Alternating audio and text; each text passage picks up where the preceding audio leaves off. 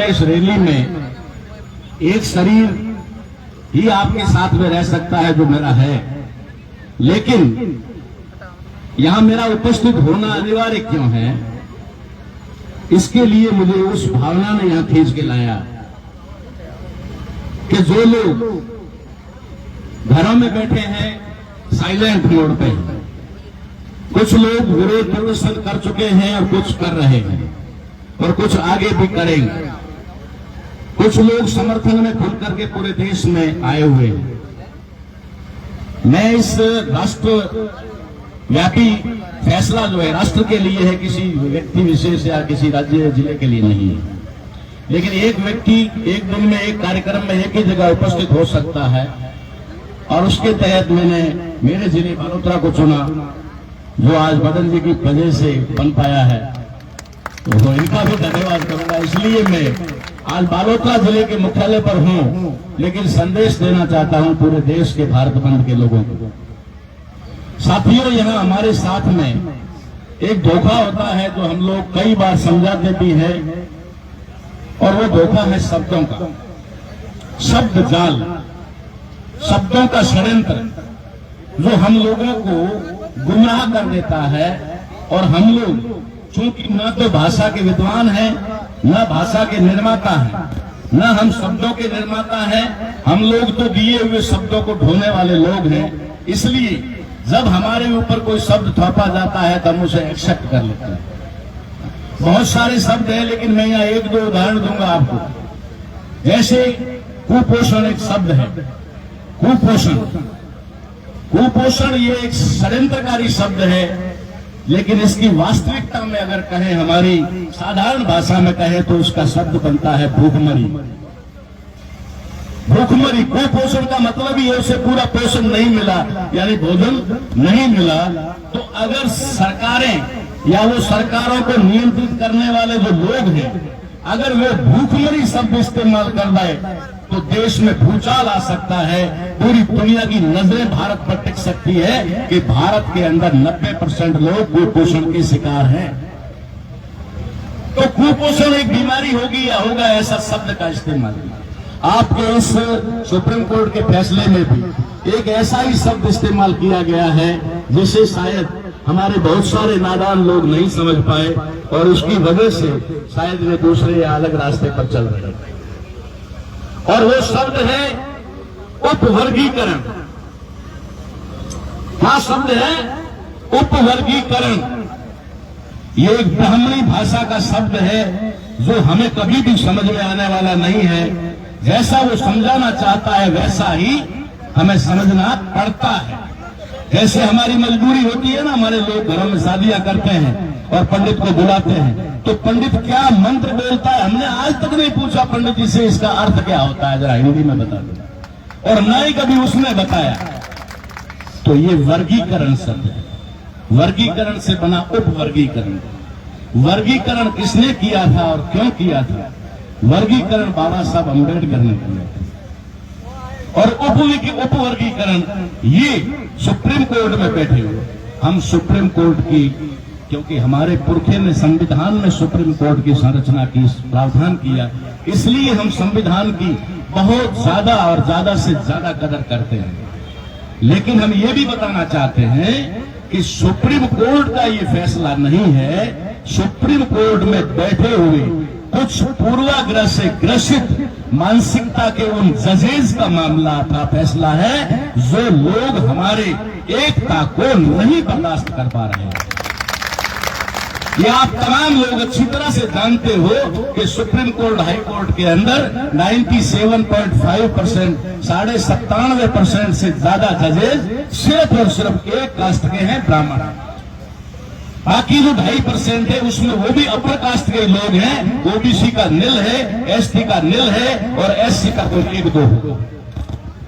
इसलिए मैं इस शब्द को आपके सामने रख रहा हूं, जिससे आपको समझना चाहिए कि ये फैसला हमारे पक्ष में जा रहा है या फिर हमारे खिलाफ जा रहा है। ये साधारण शब्द कहा जाए, साधारण भाषा का शब्द कहा जाए तो सीधा सा शब्द है बंटवारा। इसे विभाजन भी कह सकते हैं। लेकिन विभाजन भी एक टफ शब्द है हिंदी का। सबसे आसान शब्द है बंटवारा। बंटवारे को भी और आसान करें तो वो शब्द है तोड़ना। आज सुप्रीम कोर्ट में बैठे उन जजेस ने ये फैसला दिया कि समाज को तोड़ा जाए। तो समाज को तोड़ा जाए इसका मतलब है समाज जुड़ा हुआ था या जोड़ा गया था, उसे वापस तोड़ने का प्रयास किया गया। पहले मैं आपको जोड़ने की प्रक्रिया बताता हूं 5 मिनट में, और 5 मिनट में तोड़ने की ज्यादा समय नहीं लूंगा, घबराने की जरूरत नहीं। कई लोगों को लग रहा है ताराराम जी को माइक दे दिया तो गड़बड़।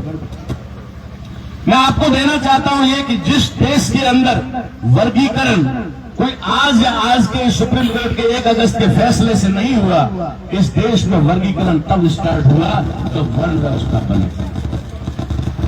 वर्ण व्यवस्था भारत का पहला वर्गीकरण, उप वर्गीकरण कह सकते हैं, या तोड़ने और बांटने का काम था, जिसमें ब्राह्मण, क्षत्रिय, वैश्य और शूद्र ये 4 बना करके पहला बंटवारा किया गया, पहला उप विभाजन किया गया, जो शब्द आज इस्तेमाल किया जा रहा है। दूसरा विभाजन शूद्रों के अंदर शूद्र और अति शूद्र करके, अछूत और आदिवासी बना करके 3 विभाजन करके वो उप वर्गीकरण किया।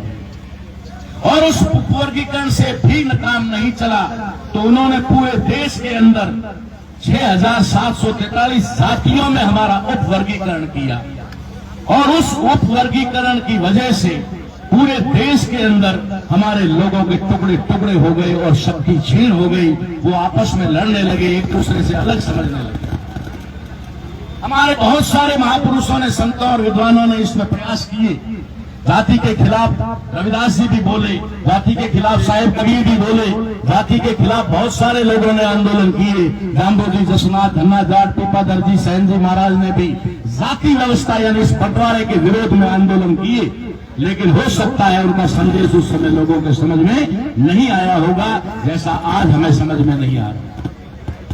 इसलिए आपको बताता हूं कि इस विभाजन को पहली बार अगर संगठित करने का काम अगर किसी ने किया तो बाबा साहब अम्बेडकर ने भारतीय संविधान के माध्यम से किया, जिसके अंदर आर्टिकल 340, 339 और 342, जिसको हम लोग आज की तारीख में कहते हैं कि 42 का सही मायने में उपयोग 92 में हुआ, यानी कि पूरे 42 साल बाद में हुआ।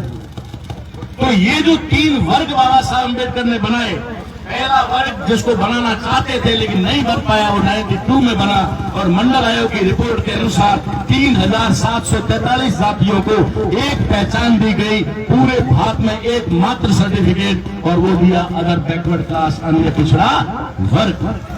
अन्य पिछड़ा वर्ग भारत के किसी भी कोने में 3,643 जातियों के, 743 जातियों को हो गए, उन लोगों को एक पहचान दी गई, एक पहचान, सर्टिफाइड पहचान। 1848 जातियों को एक जगह पर वर्गीकृत करके, एक जगह पर समूह बना करके उन्होंने एक नाम दिया, अनुसूचित जाति, शेड्यूल्ड कास्ट। चाहे भारत के किसी भी कोने में रहने वाली 1848 जातियां अब 18 जाति से भी नहीं पहचानी जाएगी, एक से पहचानी जाएगी, शेड्यूल्ड कास्ट के नाम से। और 1152 जातियों को उन्होंने एक वर्ग में इकट्ठा करके और उनको नाम दिया शेड्यूल्ड ट्राइब, यानी कि अनुसूचित कबीलाई वर्ग। अनुसूचित कबीलाई वर्ग ये संगठित करने का काम था। और इस संगठन की वजह से और फिर इनके प्रावधान करके कि इनको रिजर्वेशन की जाजम पे लाया जाए, अगर तीनों वर्गों को जो वंचित हैं उनको रिजर्वेशन दिया जाए, रिप्रेजेंटेशन दिया जाए, तो रिजर्वेशन इन रिप्रेजेंटेशन के माध्यम से इन तीनों वर्गों को एक मंच पर लाने का, और उसमें जो अल्पसंख्यक वर्ग है उनके अंदर भी आयोग द्वारा जांच करके जो पिछड़े जातियां हैं उनको शामिल करके उन्हें भी लाभ दिया जाए, ये बाबा साहब अम्बेडकर ने किया। लेकिन जिन लोगों ने भारत के अंदर आए हुए साइमन कमीशन का विरोध किया, साइमन कमीशन क्यों आया था? कोई पढ़ाया नहीं जाता। साइमन कमीशन बाबा साहब अम्बेडकर के रिकमेंडेशन पे आया था। बाबा साहब अम्बेडकर ने ब्रिटिश गवर्नमेंट को लिखा था कि या कुत्ते बिल्ली तालाब में पानी पी सकते हैं लेकिन एक आदमी नहीं पी सकता, या कुत्ते बिल्लों के साथ में खेल सकते हैं लेकिन एक आदमी के टच होने से वो अपवित्र हो जाता है। यहाँ के लोगों को पानी भरने का अधिकार नहीं, यहाँ के लोगों को मंदिर में जाने का अधिकार नहीं, एक जाजम पर बैठने का अधिकार नहीं, या मानव मानव के साथ भेद है, इस रिकमेंडेशन पे साइमन कमीशन भारत में आया था। भारत में बाबा साहब अम्बेडकर के अलावा एकमात्र व्यक्ति थे और वो थे सर छोटूराम चौधरी। सर छोटूराम चौधरी जिन्होंने साइमन कमीशन का विरोध समर्थन किया था, स्वागत किया था। उसके अलावा पूरा भारत इस साइमन कमीशन के विरोध में खड़ा था, सबको पता है। तो कौन विरोध में खड़ा है इससे हमें फर्क नहीं पड़ता, लेकिन हम चौधरी शरण सिंह जी छोटूराम जी के वंशज हैं या फिर उनके अनुयायी हैं, तो हम कहते हैं कि हम अकेले भी डट करके इसके समर्थन में खड़े रहेंगे। हम भीड़ की वजह से, हम यहाँ पर किसी डर की वजह से सत्य को छोड़ करके असत्य के साथ जाएंगे, ऐसा संभव नहीं। तो साथियों, ये जो बाबा साहब अम्बेडकर के द्वारा साइमन कमीशन के रिकमेंडेशन पर जब भारत में उसका विरोध हुआ, उसके बाद राउंड टेबल कॉन्फ्रेंस हुई और राउंड टेबल कॉन्फ्रेंस में वहां पर कम्युनल अवार्ड मिला। इस कम्युनल अवार्ड की वजह से, जो बात रिपीट भी कर रहा हूं, उसकी वजह से आज हमें आरक्षण मिला। आरक्षण एक अवसर है, एक अपॉर्चुनिटी है, कोई भीख नहीं है, कोई हमें दिया हुआ कोई खैरात नहीं है, हम पर किया हुआ कोई एहसान नहीं है। सदियों से हमें वंचित रखा, उन लोगों को एक अवसर दिया गया, एक मौका दिया गया कि तुम भी कर सकते हो। और वो इनसे बर्दाश्त नहीं हुआ, इसलिए उन्होंने पुनः विभाजन का काम कैसे किया बताता हूं। 1 मिनट में ही बताने की कोशिश करूंगा कि पहला विभाजन SC ST OBC को हिंदू के नाम पर मुसलमान और ईसाइयों के खिलाफ करके पहला उपवर्गीकरण भारत में संविधान के बाद किया गया। बाबा साहब के द्वारा किए हुए वर्गीकरण का, उपवर्गीकरण का पहला, हिंदू एक तरफ और मुसलमान एक तरफ, जो कन्वर्टेड माइनॉरिटी के भारत के मूल निवासी मुस्लिम हैं, उनके खिलाफ एक अभियान चला। ये पहला विभाजन था, पहला उपविभाजन था। दूसरा उपविभाजन जो एट्रोसिटी एक्ट के तहत हमारे लोगों के यानी OBC और SC ST के बीच में किया गया, और SC ST OBC के बीच में भेदभाव और एट्रोसिटी एक्ट का सहारा लेकर के उन लोगों ने दूसरा विभाजन किया और OBC और SC ST के बीच में टकराव पैदा किया। ये दूसरा उपविभाजन था, ये दूसरा उपविभाजन था। अब तीसरे उपविभाजन की बात आती है, तो उन्होंने तीसरे उपविभाजन में SC और ST को आपस में टकराने के लिए एक नया षड्यंत्र किया, और उस नए षड्यंत्र का रिजल्ट आज हमें दिखाई दे रहा है। मैं कहता हूं कि हम कितने सफल हुए या नहीं हुए, अभी भी हमारे पास में अवसर है, लेकिन दुश्मन ने जो खेल खेला था, उस खेल में वो 90% सफल हो गया है, न ऐसा हमें दिखाई दे रहा है। क्योंकि उन्होंने जो मनसा के तहत किया था, वो मनसा उनकी पूरी हो गई है। आज आधे से ज्यादा लोग हमारे इस बंद के विरोध में खड़े हैं, तो वो वही तो करना चाहते थे और वही उन्होंने किया। अब इसके पीछे इनका उद्देश्य क्या है?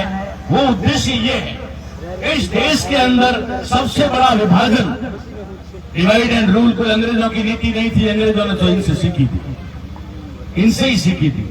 डिवाइड एंड रूल पहला उन यहूदी ब्राह्मणों का षड्यंत्र है, जिसके तहत हमें जातियों में बांटा गया। जितनी जातियां मजबूत होगी, इतना ही उच्च वर्ग जो तथाकथित हुआ, जो यहूदी ब्राह्मण है, वो मजबूत होगा। ये फाइनल की बात है, जाति खत्म, वो खत्म। इसलिए उन्होंने बाबा साहब अम्बेडकर द्वारा जाति खत्म करके जो वर्ग का निर्माण किया गया, वो वर्ग मजबूत ना हो, इसके लिए उन्होंने फिर से एक षड्यंत्र सुप्रीम कोर्ट के माध्यम से करवाया। या वकील साहब ने आपको स्पष्ट कर दिया है कि ये सुप्रीम कोर्ट का मामला ही। दूसरी बात, ये सुप्रीम कोर्ट द्वारा दिया हुआ कोई अधिनियम भी नहीं है जो लागू होना ही जरूरी है। ये एक फैसला है। क्या है? फैसला है। सुप्रीम कोर्ट कोई आदेश नहीं दे सकता संविधान के मामले में। सुप्रीम कोर्ट ने फैसला दिया है, और फैसला जो होता है वो जजेस की मंशा के ऊपर होता है। उन जजेस की मंशा थी कि ऐसा किया जाए, उन्होंने अपनी सलाह, एक फैसला दे दिया। अब सरकारें इनके ऊपर अमल करेगी। सरकारों को अगर अमल करना है तो करे, ना करना चाहिए तो ना करे, इसके लिए वो स्वतंत्र है। लेकिन दाव क्यों खेला जाता है?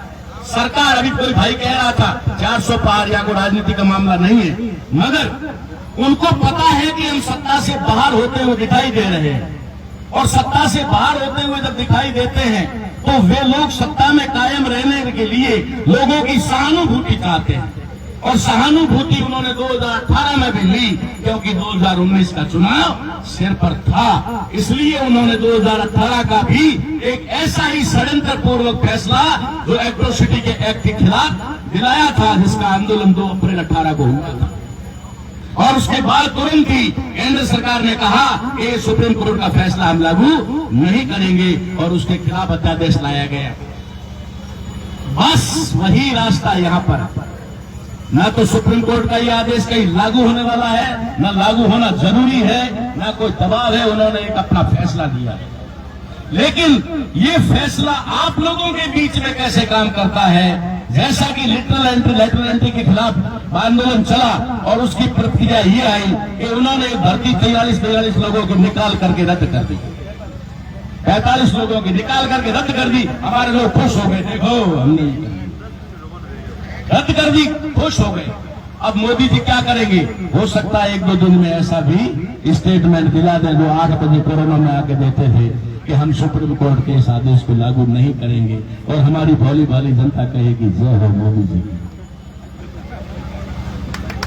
इस प्रकार से वो षड्यंत्र करके आपकी सहानुभूति को लेते हैं, ये आपको पता नहीं चलता। लेकिन साथियों, एक बात की हमने तो पूरी तरह से गांठ बांधी हुई है, और आप भी गांठ बांध लीजिए कि हम हर हालत में SC, ST, OBC और माइनॉरिटी जो इस देश के मूल निवासी हैं, जो इस देश के मूल मालिक हैं, जो इस देश के इंडिजीनियस पीपल हैं, उन लोगों के आपस में बिखराव नहीं होने। निश्चित तौर पे कुछ लोग अपने स्वार्थ को सिद्ध करने के लिए और अपना उल्लू सीधा करने के लिए या अपने आकाओं के जाल में फंस करके ऐसा कर सकते हैं या किया होगा, हमें उसकी कोई परवाह नहीं है। हमें तो हमेशा हमारे समाज को सजग और सावधान करते रहना है और एकजुट बना करके रखना है। आज का कार्यक्रम भी पूरे देश में हो रहा है। यहाँ कुछ साथी कह रहे थे कि यहाँ पर लोग थोड़े कम आए, जो मैं कहता हूं कि यही होना चाहिए।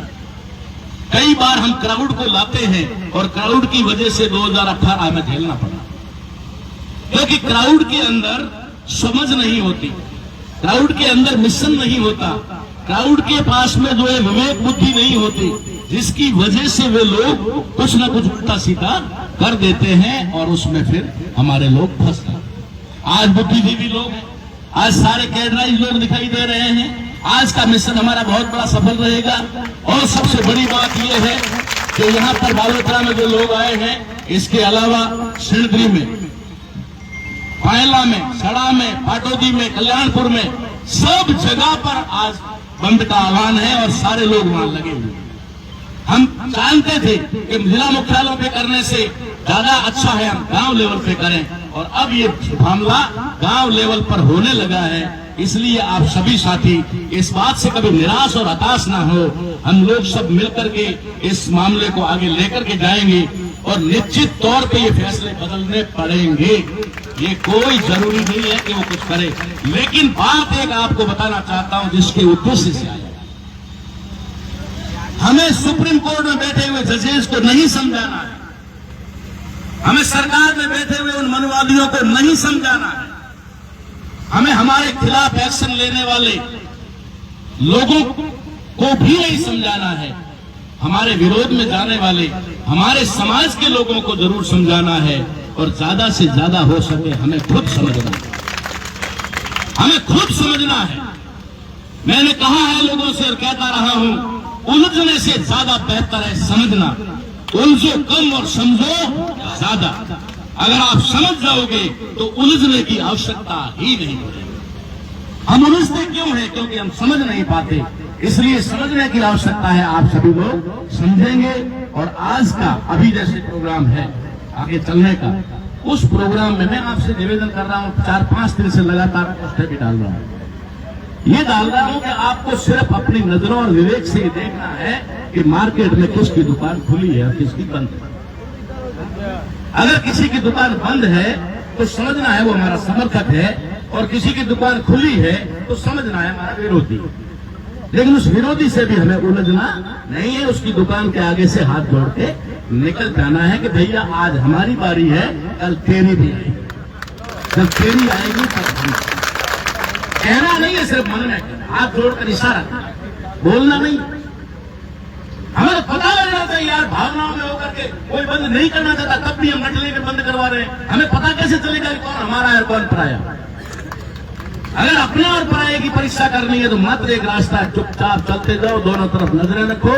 जो दुकान खोल कर बैठा उससे हाथ जोड़कर विनती, हाथ जोड़कर निकलो, और जो दुकान बंद है वहां से।